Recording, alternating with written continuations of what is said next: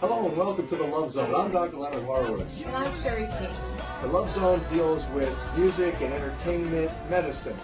We saw this wonderful film the other day called The Help, and it was based on times of segregation between blacks and whites.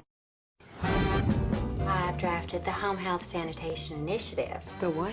A bill that requires every white home to have a separate bathroom for the help. Maybe we should just build you a bathroom outside, Haley. These women raise white children. Minnie? Hey, Abilene. Hey, Minnie. You are fired! You said to write about what disturbs me, particularly if it bothers no one else. I'd like to write something from the point of view of the help. I want to interview you. No maid is ever going to tell you the truth. That's a hell of a risk to take in Jackson, Mississippi. Courage isn't just about being brave. It's about overcoming fear and daring to do what is right for your fellow man. What changed your mind? God. And Miss Haley Holbrook. I'm gonna help with your stories. We all are. Y'all brought me into this, but I'm gonna finish it. Have you lost your mind? No, ma'am, but you about to. It's quite scandalous. Sounds like Jackson, if you ask me.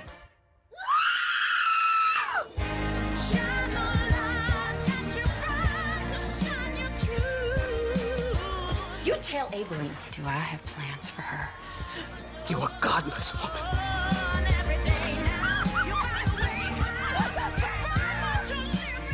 We gonna done it now.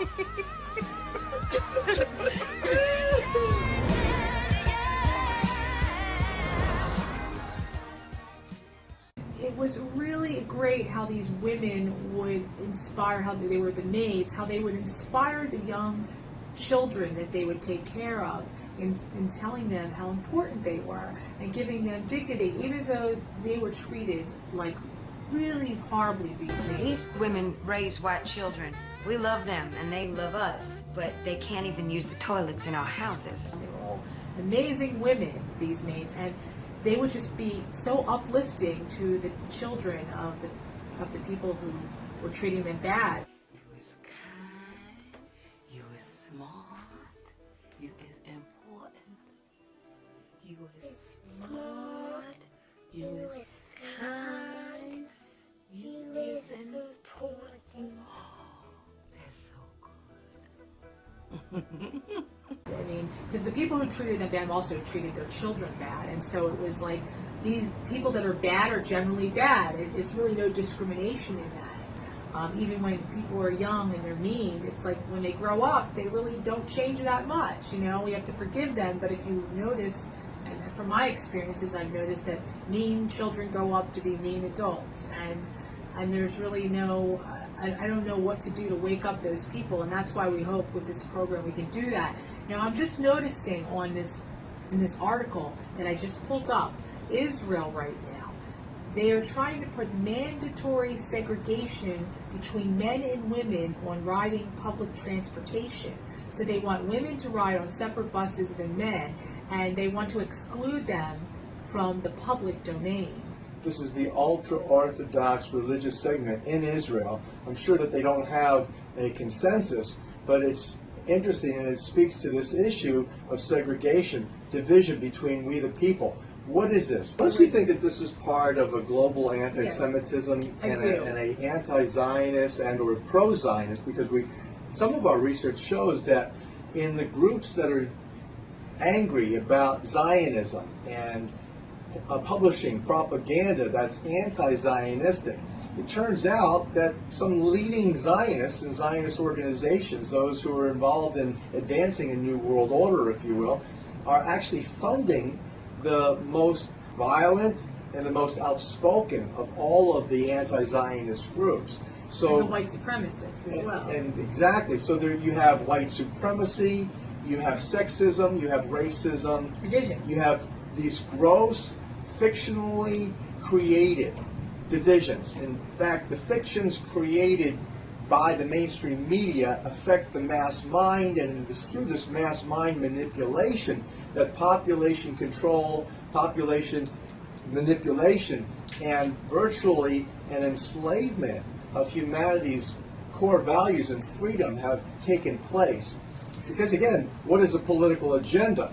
It responds typically to fear. What are you afraid of? Whether it's an infectious disease or whether it's an attack by some perceived enemy, that is fear inducing, and ultimately that's what political agendas and financial agendas are invested in, this kind of undermining dissonance. Well, you know, it's definitely when you look at what these agendas are and you see these people that are creating a separatist attitude toward women, when you look at it, it's really, I mean, unbelievable that this could happen today. But you also wonder, like, who's behind it and why they're doing what they're doing. It's definitely a reason for them to create more hatred, for people to have this hatred toward Jewish people, blaming them, oh, this is the way they treat the women over there, when in reality it's one sect of people. When you go to anything that's right-winged, extremist, anything extremist, when you go to extremist viewpoints, it can tend to be not loving. It's damaging to human beings, it's damaging to our society. It is degrading to civilization. In fact, it is not civilized at all when you have hate and fear motivating you and creating dissonance and division between we the people, male or female, black or white, gay versus straight, Jew versus Gentile, Christian versus Muslim. All of these divisions, these false divisions, have been generated. It can be separating, and there could be dissonance involved at any extreme if you go within any religion. But you know what's interesting is philosophically and even scientifically, when you go to the max of the extreme, it forms a circle. So you just revolution. You have an evolution back to the beginning.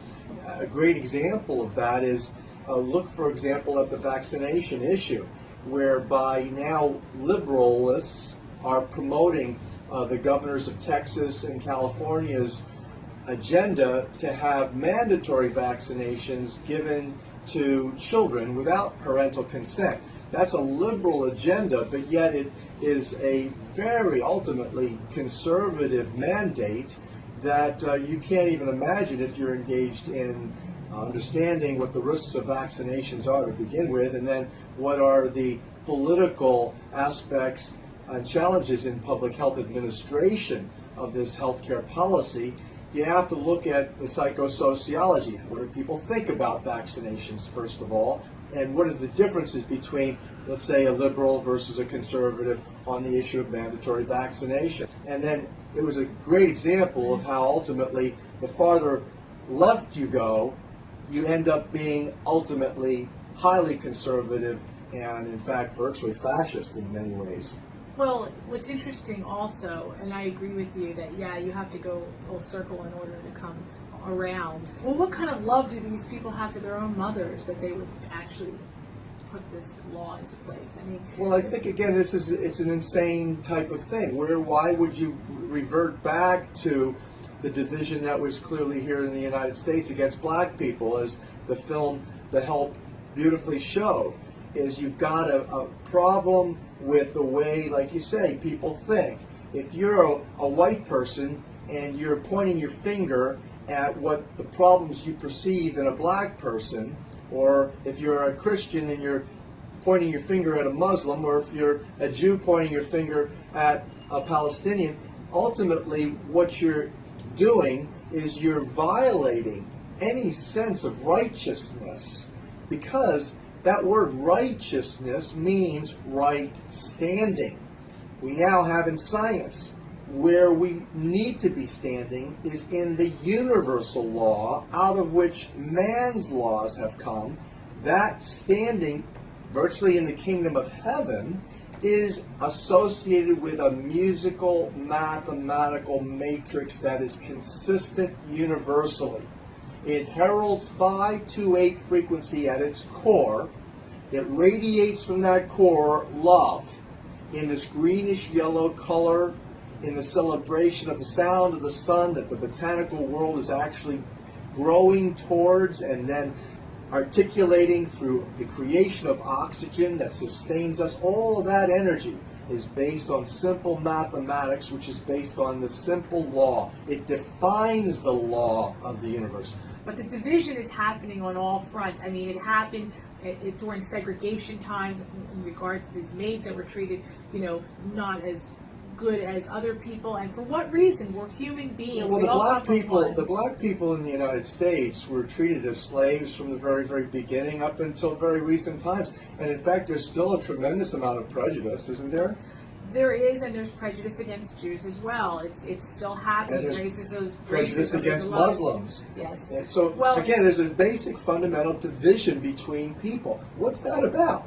What is the remedy for that? Well, the divisions are kept in place to create the war and hostility that happens in the world. And without that, if we all have peace, and that's why we want to talk to you more about 528 Hertz. If we all come to peace, then there's no room for this to happen with this separation. If we realize and we all are in love, then there's no room for racism, there's no room for segregation or separatism.